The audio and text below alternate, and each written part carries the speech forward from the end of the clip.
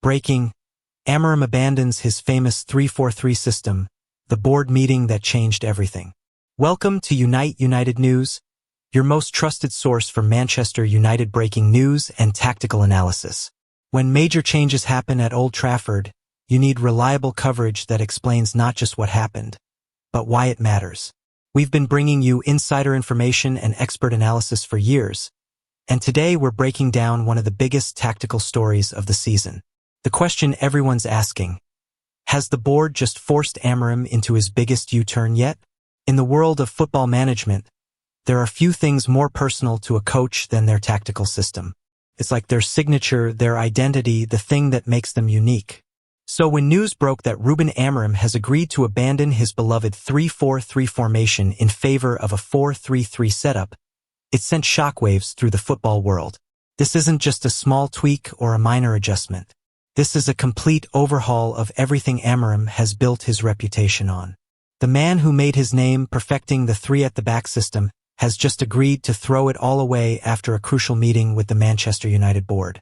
But why would a manager with such strong convictions make such a dramatic change? What happened in that boardroom meeting? And what does this mean for the future of Manchester United? Let's dive deep into the story that could change everything at Old Trafford. The manager who never changed his mind, until now. To understand why this news is so shocking, you need to know just how committed Ruben Amorim has been to his 3-4-3 system throughout his career.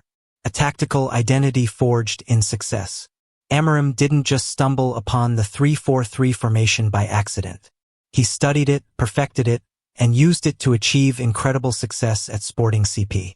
This wasn't just a formation to him, it was his philosophy, his way of seeing football.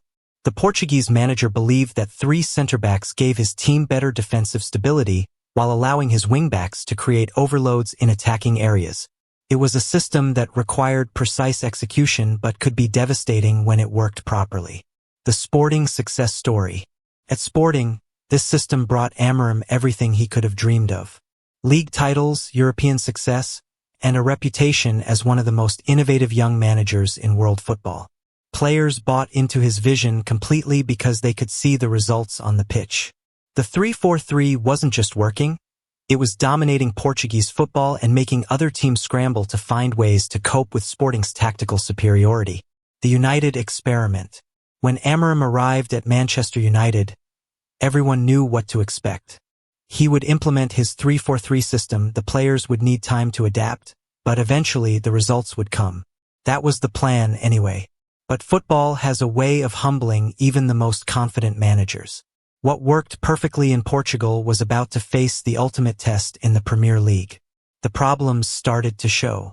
From the moment Amorim tried to implement his 3-4-3 system at United, there were warning signs that not everything was going according to plan. Defensive vulnerabilities exposed. The biggest issue became clear very quickly. United's defense looked shaky whenever they faced teams that could counterattack at pace. The three-at-the-back system that had been so solid at Sporting was suddenly looking vulnerable in English football. Fast, direct teams found it easy to get behind United's wingbacks and create dangerous situations. What should have been a strength, having extra bodies in attack, was becoming a weakness because it left gaps that smart opponents could exploit. The Manchester City reality check.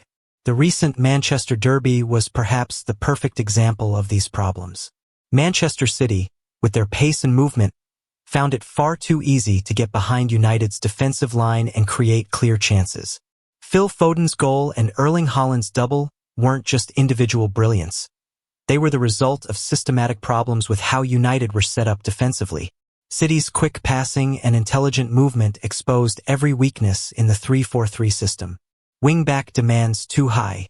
Another major issue was the incredible demands that the 3-4-3 system placed on the wingbacks. These players were expected to be defenders and attackers at the same time, covering huge distances and making perfect decisions in both phases of play. In the Premier League, where games come thick and fast and the pace never lets up, asking players to perform at such a high level in two completely different roles was proving unrealistic. Midfield control problems. Perhaps most concerning of all was United's inability to control games in midfield. The 3-4-3 system often left just two players in the center of the pitch, and they were being overrun by teams that could pack 3 or 4 players into that area. This lack of midfield control was making it impossible for United to dictate the tempo of games, especially against the top teams who could match or exceed their technical ability. The board meeting that changed everything. So what exactly happened in that crucial meeting between Amorim and the Manchester United board? While we don't have access to the exact conversations, sources close to the club have painted a clear picture of how events unfolded. Concerns raised by the hierarchy. The United board didn't call this meeting to attack Amorim or undermine his authority. They called it because they were genuinely concerned about what they were seeing on the pitch. The defensive vulnerabilities were becoming too obvious to ignore.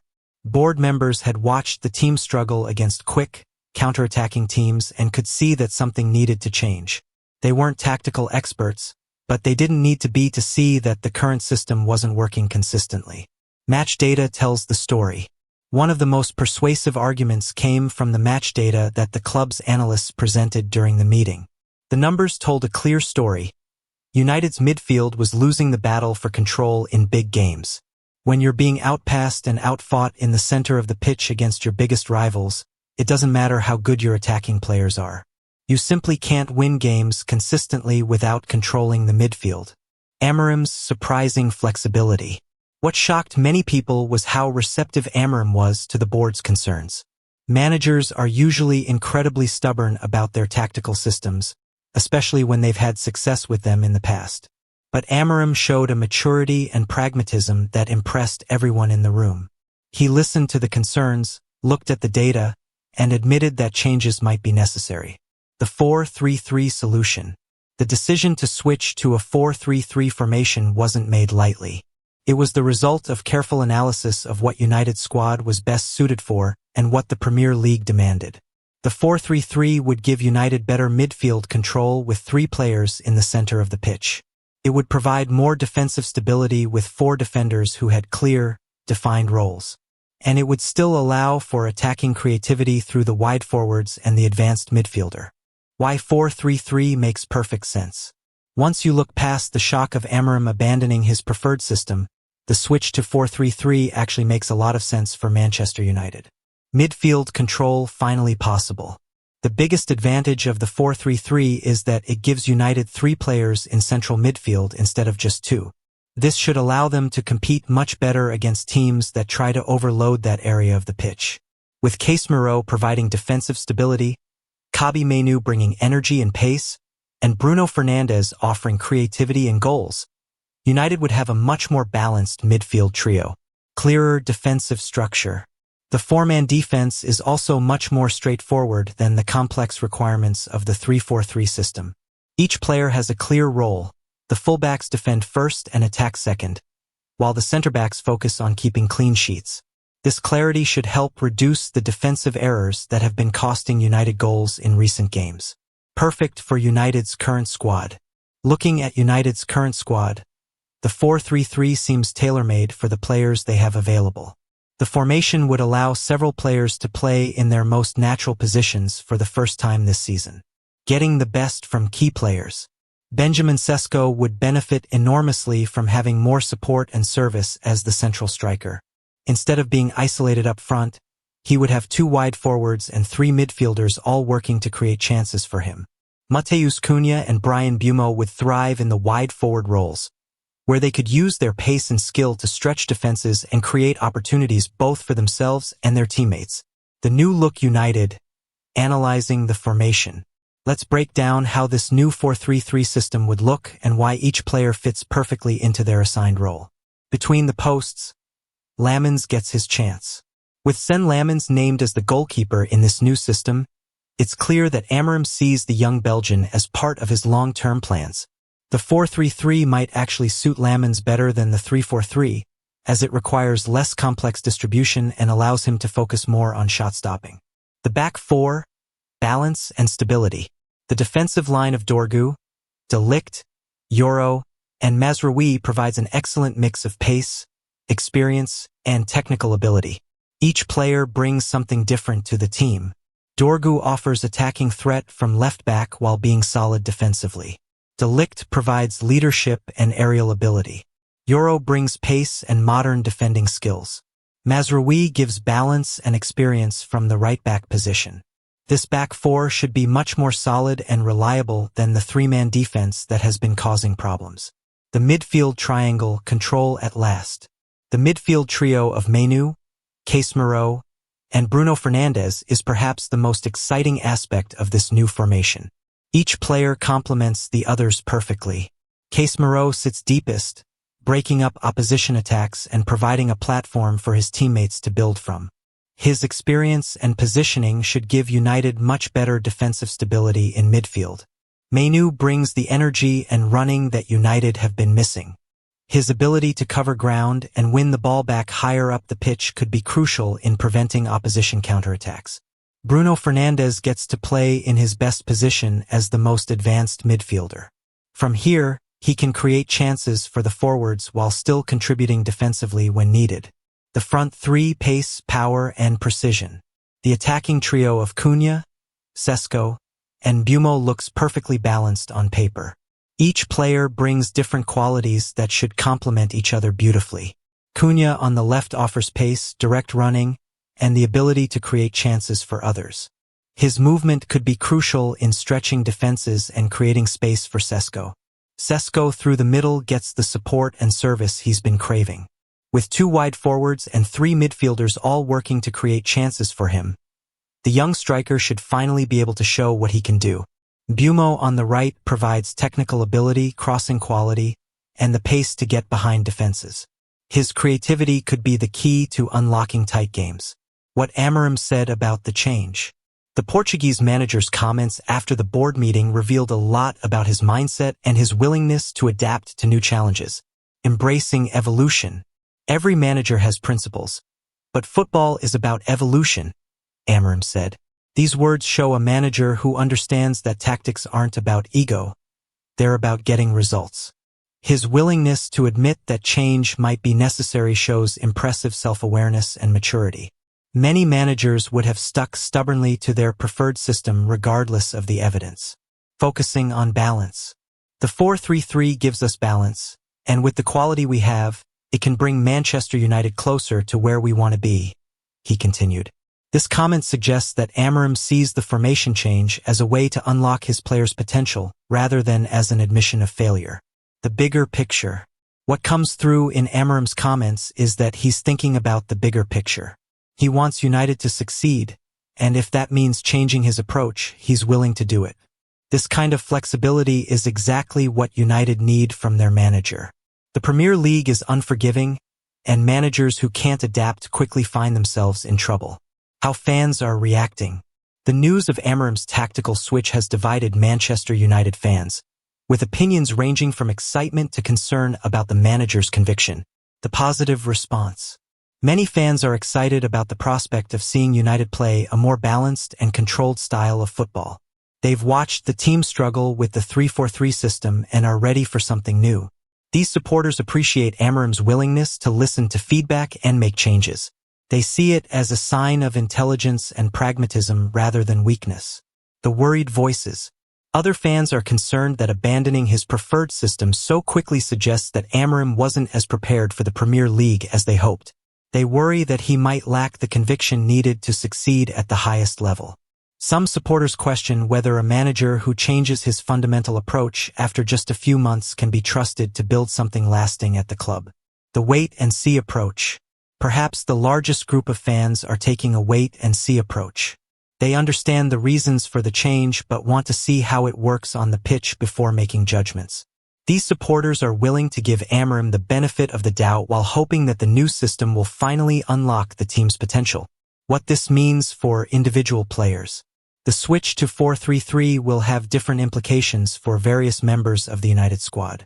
Some players will benefit enormously, while others might find their opportunities limited. The winners. Benjamin Sesko should be one of the biggest beneficiaries of this change. Playing as the central striker in a 4-3-3 should give him much better support and service than he's been getting in the 3-4-3 system. Kobbie Mainoo is another player who should thrive in the new system. The young midfielder's energy and running ability are perfect for the box-to-box role he would play alongside Casemiro and Bruno. The question marks. Some players who fitted well into the 3-4-3 system might find it harder to get game time in the new formation. Wingbacks who were crucial in the old system might have to adapt to more traditional fullback roles. Players who were used as part of a front two might find themselves competing for just one striker position, which could limit their opportunities. The adaptation challenge. Every player will need to adapt to new roles and responsibilities in the 4-3-3 system. Even those who seem like natural fits will need time to understand exactly what Amorim wants from them in their new positions. This adaptation period could be crucial to how successfully the formation change works out for United. Comparing systems, 3-4-3 versus 4-3-3. To understand why this change makes sense, it's worth comparing the strengths and weaknesses of both systems. 3-4-3 strengths. The three-at-the-back system can create numerical advantages in wide areas and allows for very aggressive pressing. When it works, it can overwhelm opponents with attacking players and create lots of chances. It also allows for flexibility in how the team builds up play, with center-backs able to step into midfield and create overloads in different areas of the pitch. 3-4-3 weaknesses. However, the system requires near-perfect execution from every player. Wingbacks need to be exceptional both defensively and offensively, which is incredibly demanding over a full season. It can also leave teams vulnerable to quick counterattacks, especially when the wingbacks are caught out of position. For 3-3 strengths, the 4-3-3 provides much better balance between attack and defense. The midfield trio gives teams more control in the center of the pitch, while the back four offers solid defensive structure. It's also more familiar to most players, making it easier to implement quickly without extensive tactical training. For 3-3 potential issues, the main weakness of 4-3-3 can be a lack of width if the wide forwards cut inside too much. It can also become predictable if not executed with enough variation and movement. However, these issues are generally easier to solve than the fundamental problems that United were having with the 3-4-3 system. The bigger picture. What this says about United's future. This tactical change is about more than just formation. It's about United's approach to building a successful team. Pragmatism over ideology. The willingness to change systems shows that United are finally prioritizing results over rigid adherence to a particular style. This pragmatic approach could serve them well in the challenging Premier League environment. Learning from mistakes. Admitting that the 3-4-3 wasn't working and making changes shows that the club is capable of learning from its mistakes. This is a positive development after years of stubbornly persisting with approaches that clearly weren't successful. Building for sustainability. The 4-3-3 system might be more sustainable over a long season than the demanding 3-4-3. If players can stay fresher and healthier, United might be able to maintain their performance levels better throughout the campaign. The challenges ahead. While the switch to 4-3-3 makes sense on paper, there will be plenty of challenges in making it work effectively. Implementation time. Any major tactical change takes time to implement properly. Players need to understand their new roles, develop understanding with their teammates, and build the automatic reactions that come from repetition. United might go through a difficult period as players adapt to the new system, and fans will need to be patient during this transition. Opposition adaptation. As soon as United start using the 4-3-3 system regularly, opposition teams will begin studying it and finding ways to exploit any weaknesses. Amorim will need to keep evolving the system to stay ahead of opponents. Squad depth issues. The new formation might expose areas where United lack proper depth. If key players get injured, the team might struggle to maintain the same level of performance with their backup options. Looking at other successful 4-3-3 teams. To understand how this system could work for United, it's worth looking at other teams that have used 4-3-3 successfully. Manchester City's dominance. Pep Guardiola's Manchester City have used variations of 4-3-3 to dominate English football for years. Their success shows how effective this formation can be when implemented by a smart coach with the right players. City's 4-3-3 gives them control in midfield while still providing plenty of attacking threat through their wide forwards and advanced midfielder. Liverpool's high-intensity version. Liverpool under Jurgen Klopp also used 4-3-3 to great effect, winning the Premier League and Champions League with this system. Their version was more direct and intense than City's, but equally effective.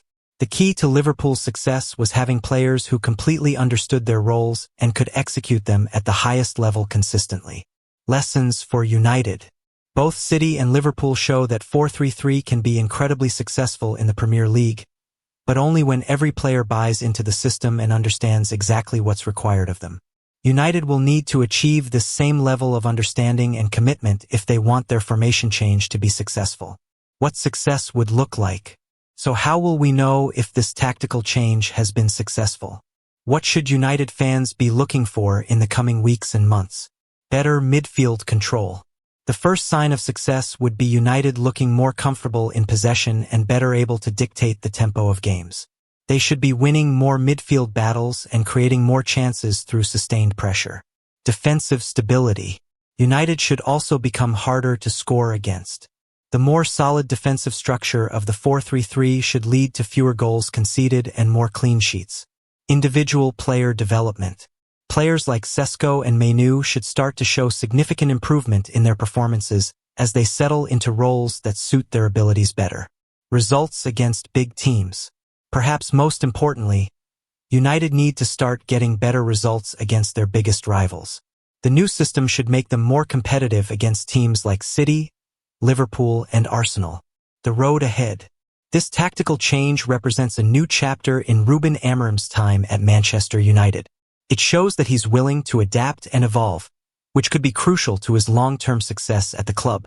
Short-term expectations. In the short term, fans should expect some inconsistency as players adapt to their new roles. There might be some rough performances as the team learns to execute the new system under pressure. Long-term potential. However, if the change works as planned, United could find themselves with a much more balanced and effective team. The 4-3-3 could finally allow them to compete consistently with the Premier League's best teams. The importance of patience. The key will be giving Amorim and his players time to make the system work properly. Major tactical changes don't happen overnight, and United will need to show patience as the transition takes place. Conclusion. A brave new world for United. The news that Ruben Amorim has agreed to abandon his beloved 3-4-3 system in favor of a 4-3-3 formation represents one of the most significant tactical developments at Manchester United in years. This isn't just a minor tweak or adjustment, it's a complete rethinking of how the team should be set up and how they should approach games. The fact that it came after a board meeting makes it even more significant, showing that the club's hierarchy were genuinely concerned about the direction things were heading. Amorim's willingness to make such a dramatic change shows impressive flexibility and pragmatism. Many managers would have stubbornly stuck to their preferred system regardless of the evidence. The fact that he was willing to listen to concerns and adapt his approach suggests that he has the intelligence and open-mindedness needed to succeed in the Premier League. The 4-3-3 formation makes perfect sense for United's current squad and the challenges they face in English football. It should give them better midfield control, more defensive stability, and clearer roles for every player. Most importantly, it should allow key players like Benjamin Sesko and Kobbie Mainoo to finally show their best form. Of course, there will be challenges ahead. Any major tactical change takes time to implement properly, and United might go through some difficult periods as players adapt to their new roles. Opposition teams will also study the new system and try to find ways to exploit it. But if the change works as planned, United could find themselves with a much more balanced and competitive team. The 4-3-3 has been successful for teams like Manchester City and Liverpool, and there's no reason why it can't work for United too. The key now is giving Amorim and his players the time and support they need to make this transition successful. Major tactical changes don't happen overnight, and United fans will need to be patient as the team learns to execute their new system. At Unite United News, we'll be following this story closely in the coming weeks and months.